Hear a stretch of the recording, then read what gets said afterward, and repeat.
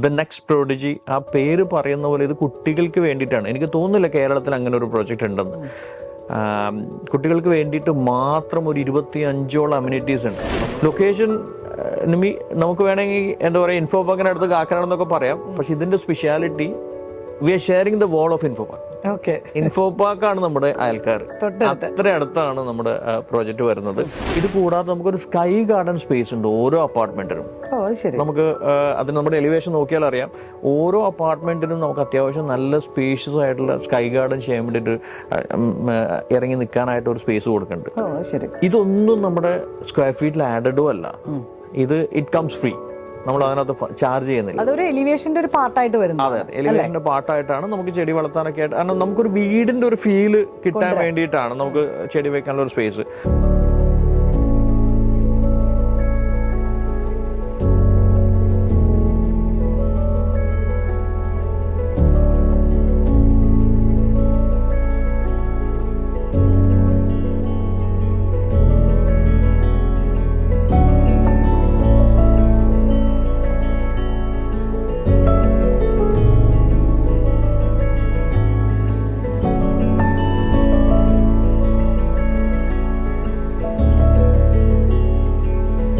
സജി സാറേ, നമ്മൾ last vlog ചെയ്തത് ഡാൻസിങ് വുഡ്സിന്റെ ആണ് അല്ലേ?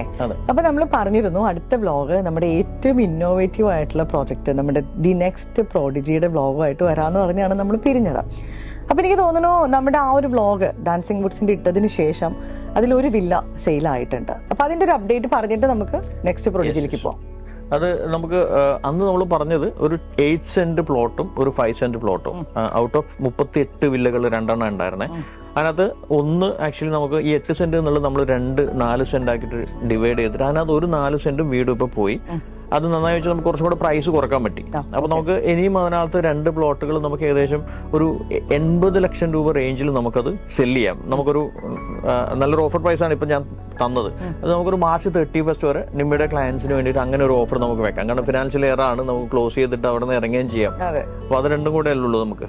അപ്പൊ അതങ്ങനെ നമുക്ക് ചെയ്തു കൊടുക്കാം. ഇനിയിപ്പോ നമ്മളുടെ ഇന്നത്തെ വ്ളോഗ് നമ്മുടെ ദി നെക്സ്റ്റ് പ്രോഡിജി, അപ്പൊ ഇത് ശരിക്കും പറഞ്ഞാൽ കസാഡലിന്റെ വളരെ ഇന്നോവേറ്റീവ് ആയിട്ടുള്ള ഒരു അപ്പാർട്ട്മെന്റ് പ്രോജക്റ്റ് ആണ്.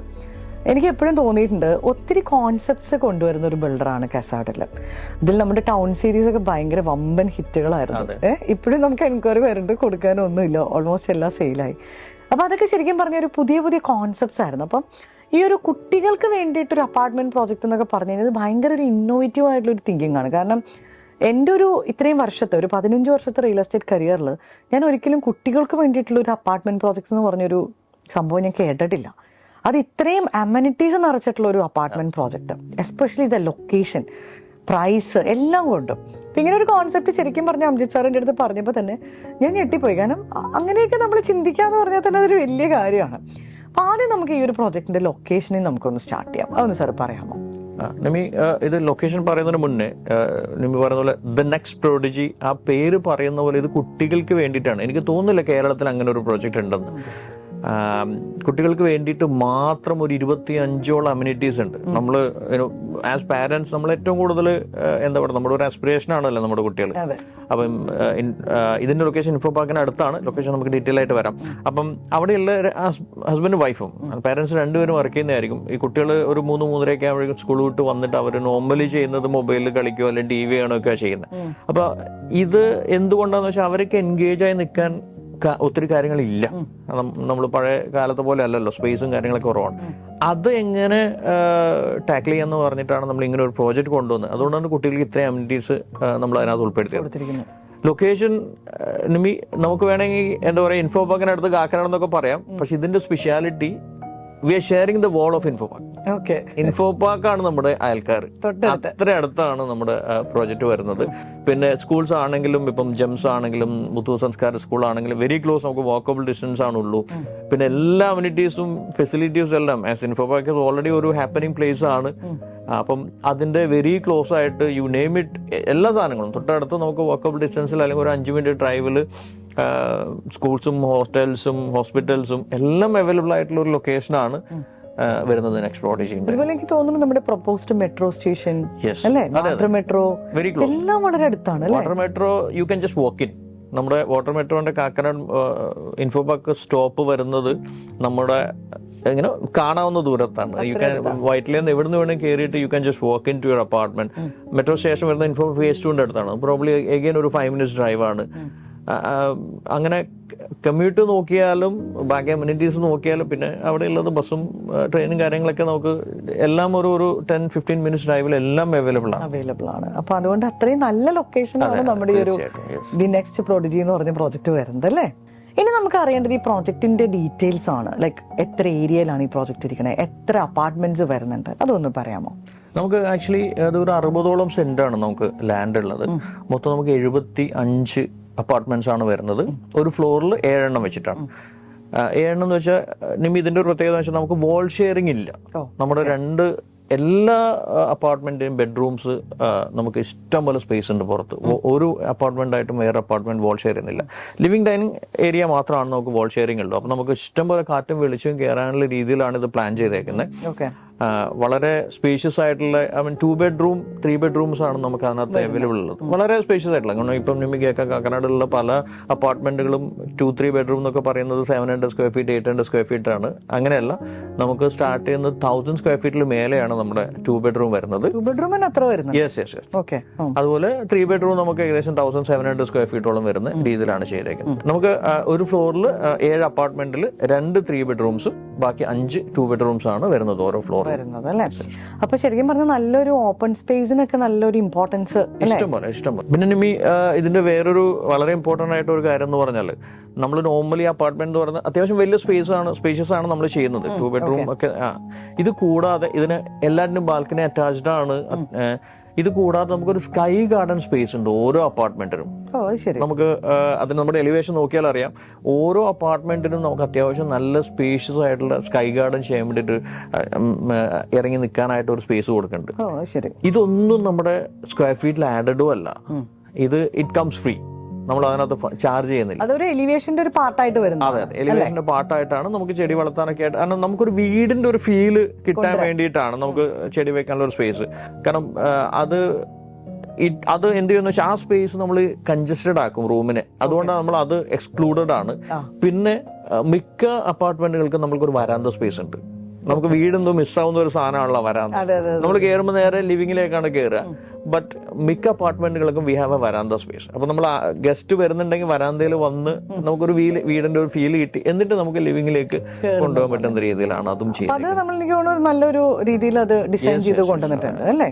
വേറൊരു പ്രത്യേകത എന്ന് പറഞ്ഞാൽ, നമ്മുടെ ഈച്ച് അപ്പാർട്ട്മെന്റും ദ എൻറ്റയർ ബിൽഡിങ്ങും കംപ്ലീറ്റ്ലി വാസ്തു കംപ്ലൈന്റ് ആയിട്ട് ചെയ്യുന്നത് ശ്രീ കണിപ്പയ്യൂർ. എനിക്ക് തോന്നുന്നു അദ്ദേഹത്തിന്റെ മേലെ ഇല്ല. അദ്ദേഹമാണ് നമ്മുടെ എല്ലാ ലേഔട്ടും കാര്യങ്ങളൊക്കെ ചെയ്തു തന്നത്. സോ എല്ലാ അപ്പാർട്ട്മെന്റും വാസ്തു കംപ്ലൈന്റ് ആണ്. എനിക്ക് തോന്നുന്നു അപ്പാർട്ട്മെന്റിനും ആളുകൾ വാസ്തു ഒക്കെ നന്നായിട്ട് നോക്കുന്നുണ്ട്. ഒരു മെജോറിറ്റി ആൾക്കാർ വാസ്തു നോക്കുന്നുണ്ട്. അതെ. ഇപ്പം എല്ലാ കാറ്റഗറി ഓഫ് ആൾക്കാരും അത് നന്നായിട്ട് നോക്കി തുടങ്ങി. അപ്പൊ നമ്മളെല്ലാം വാസ്തു കംപ്ലൈന്റ് ആയിട്ടാണ് ചെയ്യുന്നത് അല്ലേ. എല്ലാ അപ്പാർട്ട്മെന്റും വാസ്തു. ഓക്കെ. ഇനിയിപ്പോ എന്ന് പറഞ്ഞ സാറേ, നമുക്ക് അറിയേണ്ടതെന്ന് പറയുന്നത് ഇതിന്റെ ഒരു പ്രൈസിങ്. നമുക്ക് എല്ലാ പ്രോജക്റ്റ് നമ്മൾ ലോഞ്ച് ചെയ്യുമ്പോഴും എനിക്കൊരു സ്പെഷ്യൽ പ്രൈസ് എപ്പോഴും തരാറുണ്ട് അല്ലേ. അപ്പൊ അതിൽ നമുക്ക് ഒത്തിരി ബുക്കിംഗ്സ് നടക്കാറുണ്ട്. നമ്മളൊരു പെർട്ടിക്കുലർ ടൈം പറഞ്ഞ് നമ്മൾ ആ ഒരു നല്ല രീതിയിൽ നമുക്ക് ബുക്കിംഗ്സ് വരാറുമുണ്ട്. അപ്പൊ ഇതിലും നമ്മൾ അങ്ങനെ എന്താണ് നമുക്ക് തരാൻ പറ്റുക? ഇതിന്റെ ഞാൻ പറയാൻ പോകുന്ന പ്രൈസിന്റെ വലിയൊരു സർപ്രൈസ് ആണ്. കാരണം ആ ഒരു പ്രൈസിന് കാക്കനാട് ഏരിയയിൽ അപ്പാർട്ട്മെന്റ്സ് അവൈലബിൾ അല്ല. നമ്മുടെ normal rate 4500 per square feet ആണ്. അഗൈൻ നിമിക്ക് എപ്പോഴും തരുന്നതിനേക്കാൾ കൂടുതൽ വലിയൊരു ഓഫർ നമുക്കൊരു 4300-ന് നിമ്മിയുടെ കസ്റ്റമേഴ്സ് ഈ മാർച്ച് 31 വരെ, കാരണം ഒരു ഫിനാൻഷ്യൽ എൻഡിങ് വരെ നമുക്ക് അഗൈൻ ഈ പ്രൈസ് ഒരു 7000 ഒക്കെ പെർ സ്ക്വയർ ഫീറ്റ് വരാവുന്ന രീതിയിലാണ്. നോർമലി അങ്ങനെയാണ് ആ പൈസക്കാണ് അവിടെ വെക്കുന്നത്. അപ്പൊ ഒരു 4300 വെച്ചിട്ട് നിമ്മിയുടെ ക്ലയൻസിന് നമുക്ക് തീർച്ചയായിട്ടും കൊടുക്കാം. മാർച്ച് 31 വരെ അങ്ങനെ കൊടുക്കും. അതിനുള്ളിൽ ബുക്ക് ചെയ്യുന്നവർക്ക് നമുക്ക് ഈ ഒരു 4300 എന്നുള്ള രീതിയിൽ ഇപ്പൊ നമുക്ക് 2 BHK ആണെങ്കിലും 3 BHK ആണെങ്കിലും നമുക്ക് ചെയ്യാനായിട്ട് പറ്റും അല്ലേ.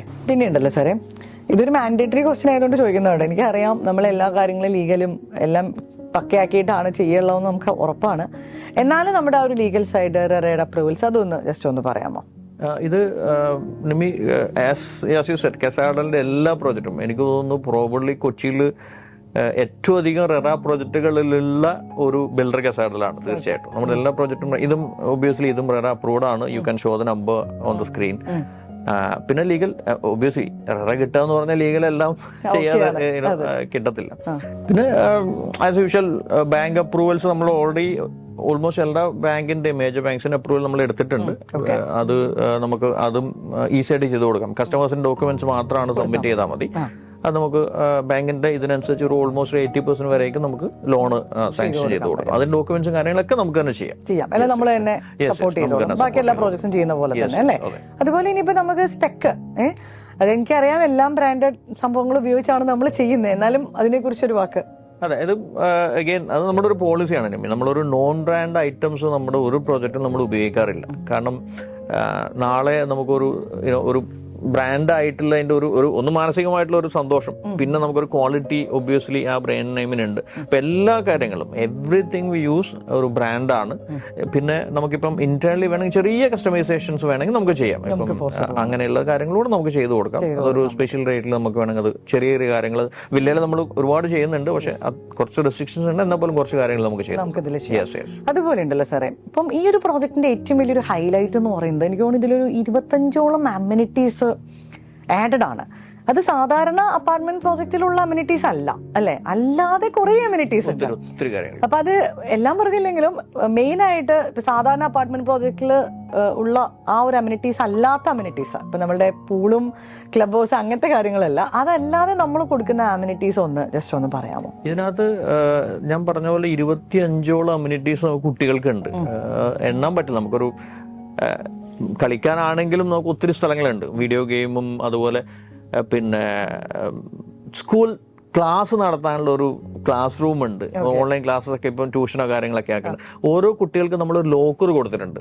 കാരണം അവരുടെ സാധനങ്ങൾ വെക്കാൻ വേണ്ടിയിട്ട് എനിക്ക് തോന്നുന്നില്ല വേറെ ആരും അങ്ങനെ ചെയ്തിട്ടുണ്ട്. ഓരോ കുട്ടികൾക്കും ഒരു ലോക്കർ സ്പേസ് കൊടുത്തിട്ടുണ്ട്. പിന്നെ വി ഹാവ് എ ടെലിസ്കോപ്പ്, വാന നിരീക്ഷണത്തിന് ഒരു സാധനം ചെയ്തിട്ടുണ്ട്. ഒരു വാൾ ക്ലൈംബിംഗ് സംഗതി ചെയ്തിട്ടുണ്ട്. ടിങ്കറിംഗ് ലാബ്, സ്കൂളിൽ ഉള്ള ലാബ് നമ്മൾ റീക്രിയേറ്റ് ചെയ്തിട്ടുണ്ട്. അങ്ങനെ you name it we have it എന്ന് പറഞ്ഞ പോലെ അങ്ങനെ ഒത്തിരി കാര്യങ്ങൾ കുട്ടികൾക്ക് വേണ്ടിയിട്ടുള്ള കാര്യങ്ങൾ. ഈവൻ സാൻഡ് പിറ്റ്, കാരണം നമ്മുടെ കുട്ടികൾക്ക് ഇപ്പൊ ഏറ്റവും കൂടുതൽ മിസ്സാവുന്ന ഒരു സാധനം എന്ന് വെച്ചാൽ മണ്ണ് കളിക്കുക എന്നുള്ളതാണ്. പണ്ട് നമ്മളൊക്കെ കളിച്ച പോലെ അതിന് we have a sand pit, കുട്ടികൾക്ക് വന്നിട്ട് കളിക്കാനുള്ള കാര്യങ്ങൾ. പിന്നെ നോർമൽ പൂള്, ജിമ്മ് കാര്യങ്ങളെല്ലാം അതിനകത്ത് ആഡ് ചെയ്തിട്ടുണ്ട്. ശരിക്കും എനിക്ക് തോന്നുന്നു ഒരു കുട്ടികളെ സംബന്ധിച്ചിടത്തോളം അതൊരു ഭയങ്കര അടിപൊളി ഒരു എക്സ്പീരിയൻസ് ആയിരിക്കും. അതെ, നമുക്ക് ഇതാണ് വേണ്ടത്. കാരണം നമ്മൾ പാരന്റ്സ് കുട്ടികൾക്ക് വേണ്ടിയിട്ടാണ് നമ്മൾ ജീവിക്കുന്നത്. ഇപ്പൊ ഈ ഇൻഫോവാക്കിൽ ഞാൻ നേരത്തെ പറഞ്ഞ പോലെ പാരന്റ്സ് രണ്ടുപേരും വർക്ക് ചെയ്യുന്നു. കുട്ടികൾ നേരത്തെ വന്നാൽ അവർ ടൈം സ്പെൻഡ് ചെയ്യുന്നത് ഡിജിറ്റലി കാര്യങ്ങൾ ഉപയോഗിച്ചിട്ടാണ്. അവർ കളിക്കാനില്ലാത്തതും കളിക്കാൻ കൂട്ടുകാരില്ലാത്തതും കളിക്കാൻ സ്ഥലങ്ങളില്ലാത്തതും ഒക്കെ ഇതിന്റെ പാർട്ടായിട്ട് അതാണ്. അപ്പൊ അതുകൊണ്ട് അത് കവർ ചെയ്യാൻ വേണ്ടിയിട്ടാണ് നമ്മൾ ഇത്രയും കുട്ടികൾക്ക് കമ്മ്യൂണിറ്റീസ്. അവർ വരുമ്പോഴേക്കും അവരുടെ ബാഗും കാര്യങ്ങളൊക്കെ ലോക്ക് ചെയ്ത് വെച്ചിട്ട് ഇവർ ഈ കളികളെല്ലാം കളിച്ച് വരുമ്പോഴേക്കും വൈകുന്നേരം വരെ എൻഗേജ് ആവാനുള്ള ഇനിവൻ ക്ലാസ് ഉണ്ടെങ്കിൽ പോലും V have A class room. നമുക്ക് ഓൺലൈൻ ക്ലാസ് നടത്താനുള്ള സ്പേസ് അടക്കം നമ്മൾ കൊടുത്തിട്ടുണ്ട്. ഇനി ഈ ഒരു പ്രോജക്റ്റ് ഇപ്പൊ നമുക്ക് അത്യാവശ്യം നല്ല രീതിയിൽ ക്ലയൻസ് ഉണ്ട് അല്ലെ, പല അപ്പാർട്ട്മെന്റ്സിലാണെങ്കിലും വില്ല പ്രോജക്ട്സിലാണെങ്കിലും എല്ലാം. അപ്പം ഇത് നമ്മുടെ ഒരു ക്ലയൻസിലേക്ക് എത്തിച്ചപ്പം എങ്ങനെയുണ്ട് നമുക്ക് റെസ്പോൺസ്? എന്തോരം ഇപ്പൊ നമുക്ക് സെയിലും കാര്യങ്ങളും നടന്നു? നമുക്ക് വളരെ കുറച്ച് കാലമായിട്ടുള്ളൂ. നമ്മളിപ്പോൾ ലോഞ്ച് ചെയ്തിട്ട് ജസ്റ്റ് വളരെ ആഴ്ചകളായിട്ടുള്ളൂ. എനിക്ക് തോന്നുന്നു ഓൾമോസ്റ്റ് ഒരു 30% നമ്മൾ സോൾഡ് ഔട്ട് ആണ്. അതൊരു വലിയ സന്തോഷം. ഇനിയിപ്പം നിമ്മയുടെ ബ്ലോഗ് വരുമ്പോഴേക്കും നമ്മൾ തീർക്കണം. നമുക്ക് അല്ല ഈ ഒരു ഫിനാൻഷ്യൽ ഇയർ എന്ന് പറയുന്നത് ഒരു വലിയ ബെഞ്ച് മാർക്കാണ്. അതിനകത്ത് നമുക്ക് പരമാവധി മാക്സിമം ചെയ്ത് കഴിഞ്ഞാൽ നമ്മൾ ജസ്റ്റ് പണി സ്റ്റാർട്ട് ചെയ്തു. അപ്പം ഈ മാർച്ച് 31 എല്ലാം കൂടെ വിറ്റ് കഴിഞ്ഞാൽ നമുക്ക് അടുത്ത പ്രോജക്റ്റിലേക്ക് നീങ്ങാം. അടുത്ത ബ്ലോഗിലേക്ക് വരാൻ പറ്റും അല്ലേ? ഓക്കെ. അപ്പൊ സാറേ ഒരുപാട് സന്തോഷം നമുക്ക് വീണ്ടും ഇങ്ങനൊരു നല്ലൊരു പ്രൊജക്റ്റുമായിട്ട് ഇരിക്കാൻ പറ്റിയതിൽ. അപ്പൊ ഇനി എന്താണ് നമ്മുടെ ഒരു ഫ്യൂച്ചർ പ്ലാൻസ് ഒന്ന് ജസ്റ്റ് ഒന്ന് പറയാമോ? നമ്മള് നിമി 10 വർഷത്തിലേക്ക് കടക്കുകയാണ് കാസാഡലിൽ. ഇപ്പൊ നമുക്ക് 16 പ്രൊജക്റ്റുകളാണ് ഉള്ളത്.